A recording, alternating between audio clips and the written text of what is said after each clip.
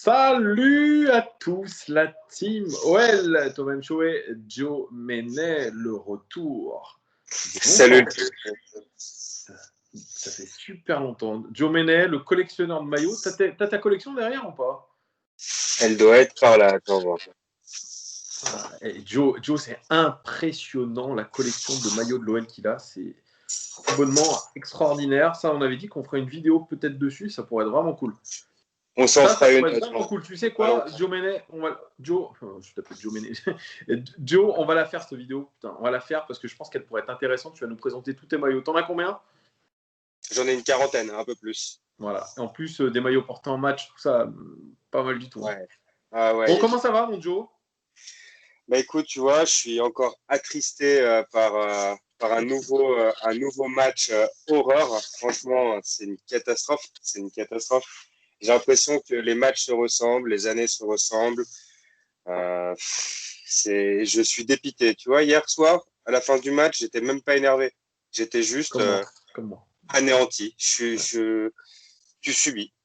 Tu subis. Tiens, j'étais devant ma téloche. Hier, je regardais, je me disais.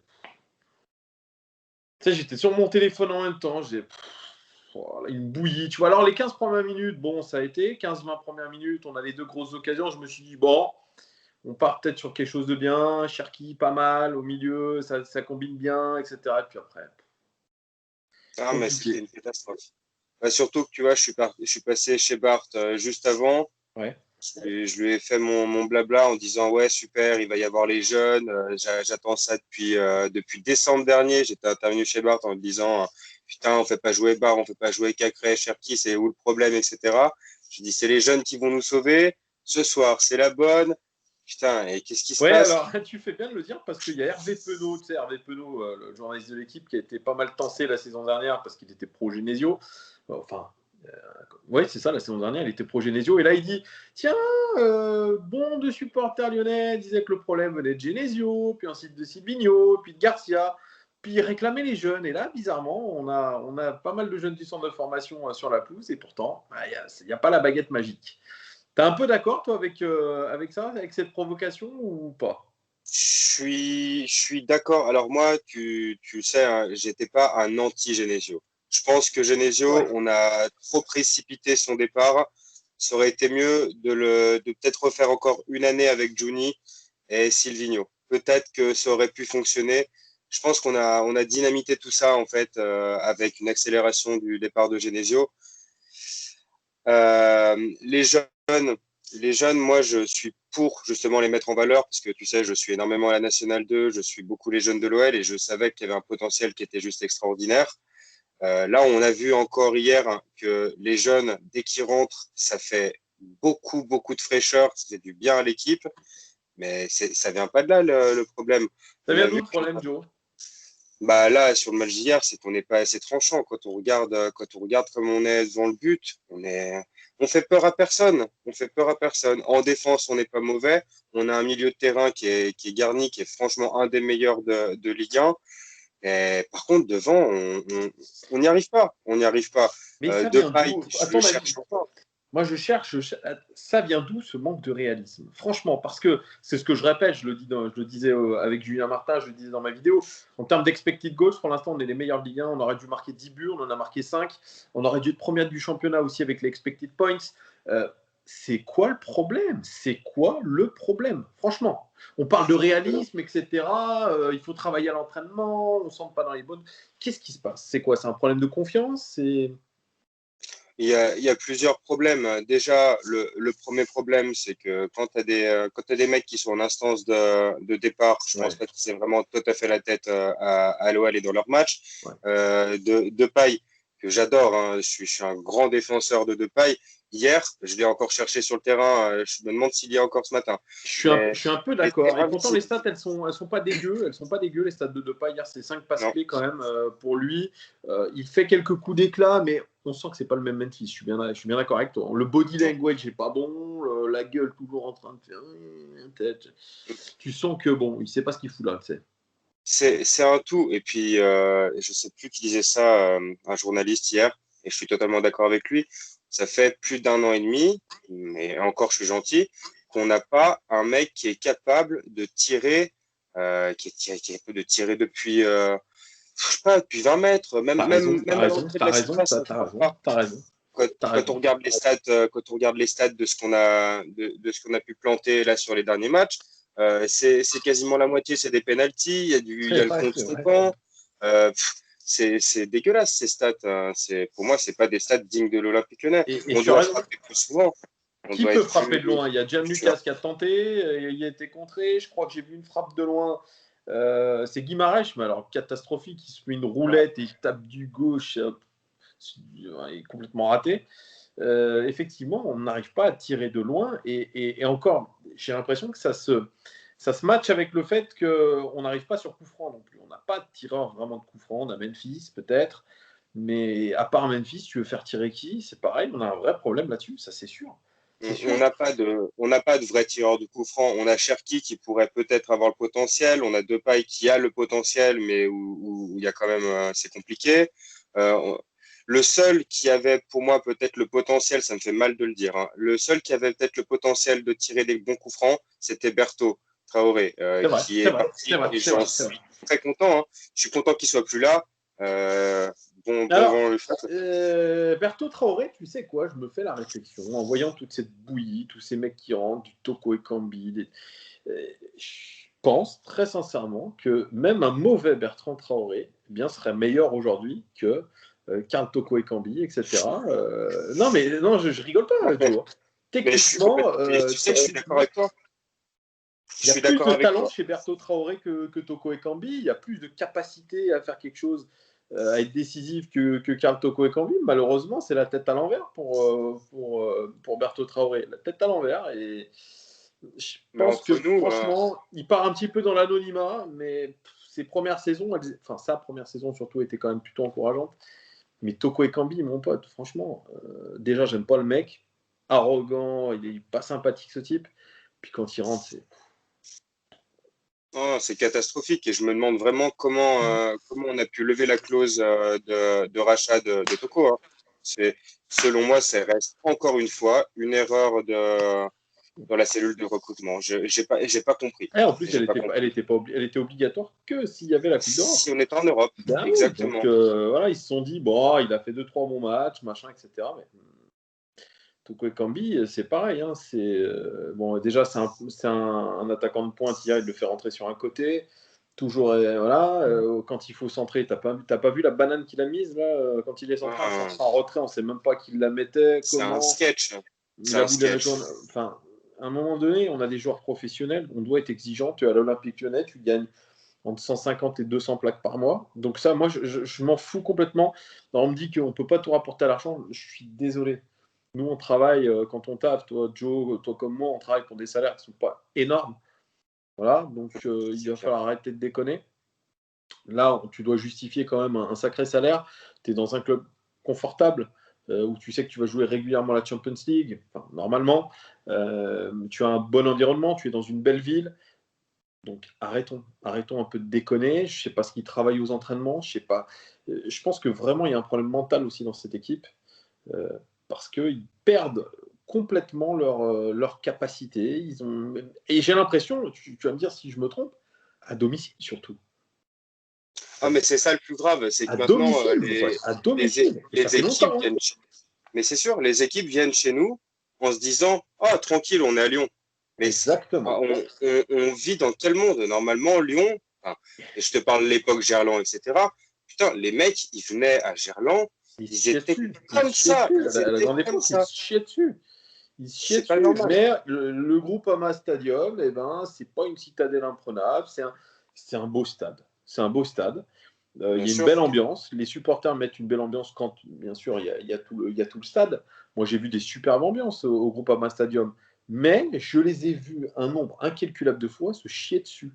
Se chier dessus dans ce stade parce que peut-être qu'il est trop grand, peut-être que c'est imposant, peut-être qu'il y a, je sais pas, il y a quelque chose qui fait que ça les bloque. Et d'ailleurs, si on a réussi un parcours plus qu'honorable et même très bon au Final 8, on était à l'extérieur, sans supporters, et que je pense que ça a enlevé une pression au groupe. Là, il y a une pression, il y a un truc, une chape de plomb quand il faut jouer chez soi et on n'y arrive pas. Après, je vais pas prendre la défense de Lyon hier soir parce que de toute façon, on est injustifiable. Mais c'est vrai que c'était quand même très, très difficile à manœuvrer dans cette défense nîmoise. Ouais. Mais bon, C'est attends, Joe, ce problème de bloc bas, on l'a depuis Genesio. C'était toujours les complètement. mêmes excuses. On manque de réalisme, on n'arrive pas à trouver la solution. Donc on fait ce qu'adore faire Garcia, ce qu'il faisait à l'OM, c'est des centres et des centres et des centres et des centres et des centres. Sauf que tu n'as Ah, pas des c'est bons bon. centreurs. Tu n'as pas des centres. Hier, c'était pas centré dans des bonnes zones parce que tu vises des zones. Même par exemple, tu vois, c'est toute une question de zone. On veut pas faire les. Moi, je suis pas un tacticien, mais bon, maintenant, tu sais, avec les réseaux sociaux, on arrive tous un peu à avoir deux trois termes tactiques. Mais par exemple, le gardien français de Leeds, Ilan Le Tillier, je crois que c'est ça.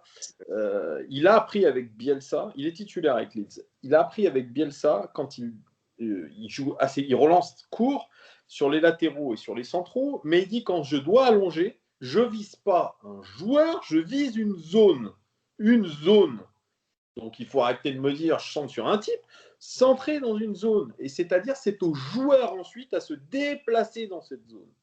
Hier, ce n'était pas le Complètement. cas. Il y avait pas de... C'est trop stéréotypé, c'est trop des centres au cordeau, il n'y a pas assez de variété, il n'y a pas assez de centres en retrait notamment. Ça devient Non, grave. puis non. Puis même dans la finition, on est dégueulasse. Je suis désolé, mais Moussa, la tête de Moussa, c'est impossible que tu rates ça. Pas quand J'ai tu mon t'appelles pote Moussa qui me dit c'est une Dembélé. faute professionnelle. Oui, c'est une faute professionnelle. Okay, Mais complètement, c'est une faute professionnelle. On ne complètement. parle pas de Joe Menet ou Thomas Encho en train de jouer au foot le C'est dimanche ça. après-midi avec les copains. Hein, à un moment donné, il va falloir se concentrer. Se concentrer, parce que c'est un problème de concentration. Voilà, se concentrer.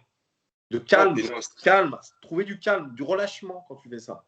Parce que pour ça, une fois, le Dubois, il avait réussi à centrer une petite galette, pour une fois, parce que c'est le seul centre qu'il a réussi. Donc, c'est vrai. Il y a les statistiques avancées montrent qu'on peut être optimiste, mais je ne sais pas ce qu'il en sera pour les prochains. T'es optimiste, toi, pour les prochains matchs? franchement, j'étais tellement optimiste ce match-là que là, je sais plus. Je suis perdu, j'ai l'impression de retourner dans l'année passée. C'est un cauchemar là, de retourner là-dedans. On va rester optimiste parce que de toute façon, je crois on n'a pas le choix, sinon on va se faire du mal.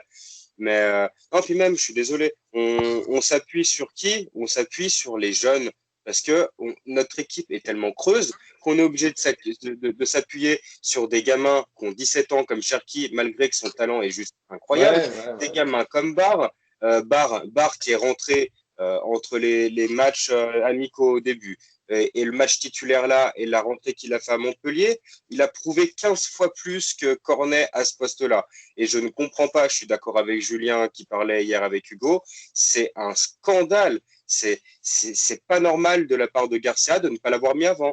Comment tu peux passer à côté d'un talent comme ça? C'est pas normal. Quand on regarde Diomandé, parce que Diomandé, avant qu'on en parle sur la fiche de match, on a même parlé à Bart, je l'ai senti venir, j'étais sûr qu'il allait rentrer sur le terrain. Et sérieusement, Diomandé, il est incroyable aussi ce joueur. Je suis désolé, il a largement le niveau Incroyable. Je à ne vais pas aller jusque-là. Incroyable. incroyable par rapport à En tout notre cas, équipe. dans l'état d'esprit, dans la détermination, dans ce que tu veux, oui, il fait une bonne rentrée. Il fait une bonne rentrée à un poste qui n'est pas le sien.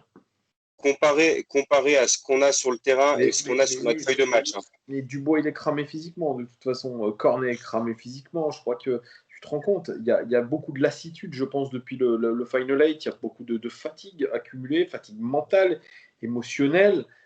Donc aujourd'hui, effectivement, on cherche un second souffle et en plus, la chance ne nous sourit pas. Et c'est pour ça qu'on peut aujourd'hui se poser de lourdes questions. Dernière chose que j'aimerais voir avec toi, tu me parlais de Cacré. Alors Cacré, lui aussi est cramé, hein. Fatigué. Hier, il fait pas un très bon match. Mais bon, on lui en veut pas, il en a fait tellement avant. Toi, tu me dis, il a le potentiel pour être capitaine. Ouais. Pour moi, déjà, Guétret, quand on regarde sur son parcours jeune, il a quasiment tout le temps été avec le brassard. Dans les vestiaires, malgré sa petite gueule d'ange, c'est quand même quelqu'un qui dit les choses. Quand ça va pas, il va essayer de pousser son équipe. Il a cette espèce de leadership naturel, même si c'est vrai qu'à premier abord, on dirait pas du tout. Il y a deux personnes qui ont le potentiel. C'est Hugo qui a posé cette question sur Twitter. Qui avait le potentiel pour avoir le brassard. Il disait Denayer, Lopez, Aouar ou Depay. Lopez, pour moi, c'est un gardien. Je pense que c'est pas la bonne idée de prendre quelqu'un qui n'est pas dans le cœur du jeu. Aouar et Depay, ils sont peut-être sur le départ. Ça sert à rien de leur donner le brassard. Ils le méritent pas en ce moment.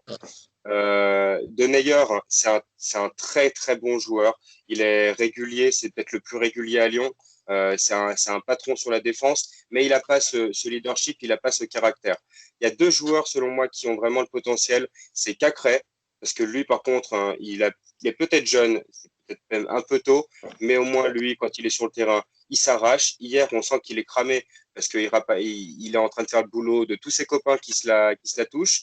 Et Guimarães. Parce que Guimarães aussi, il portait le brassard, etc. Il a ce truc. Et en plus, il parle déjà français. N'est-ce pas Memphis? Pourtant, j'adore Memphis. Hein. Mais voilà, pour moi, c'est ces deux joueurs-là qui mériteraient d'avoir le brassard. Voilà, hein. On verra ce que nous dit l'avenir. L'avenir très proche, match contre Lorient et ensuite match contre Marseille. C'est déjà très chaud. Il y a déjà la pression sur Lyon, il y a la pression sur Garcia. C'est très clair, là. Il y a une grosse pression et le club, mine de rien, ça lui aurait fait du bien d'avoir 9 points, d'avoir été réaliste, etc. Là, on se met dans la merde, on se met encore plus de pression. Alors, certains joueurs, comme tu dis, qui vont partir, je pense qu'ils n'en ont rien à branler. Mais pour ceux qui vont rester, et voilà, pour le club là, et pour les supporters, ça reste un petit peu compliqué. Donc, il va falloir relever la tête. Comme dit Anto Lopez, travailler.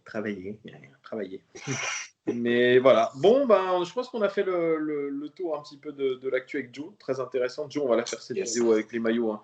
Ça quand tu veux. T'inquiète. Franchement, j'avais cette idée-là et ça va être super intéressant, je pense.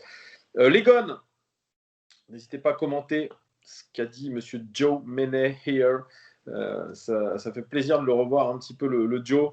N'hésitez pas à commenter, mettez un pouce si vous avez aimé cette vidéo. Abonnez-vous si vous n'êtes pas abonné, partagez-la sur vos réseaux. Et puis, on vous dit à très vite. Merci en tout cas de votre fidélité, les gones. Ciao, Joe. Ciao, Thomas. Bye. Salut les